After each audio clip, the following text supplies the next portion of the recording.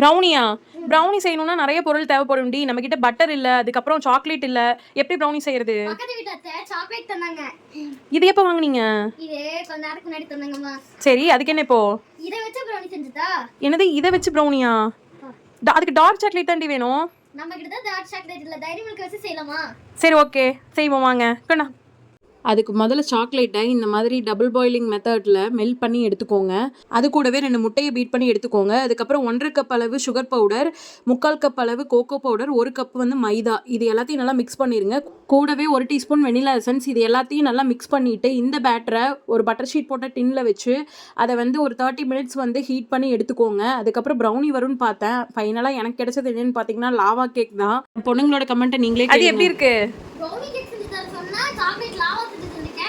அது அப்படி வந்துருச்சுடி, நான் என்ன பண்றது? டேஸ்ட் நல்லா இருக்கா? சரி அது போதும். இதை சாக்லேட் லாவா கேக்கா நினைச்சு சாப்பிட்டுக்கோங்க.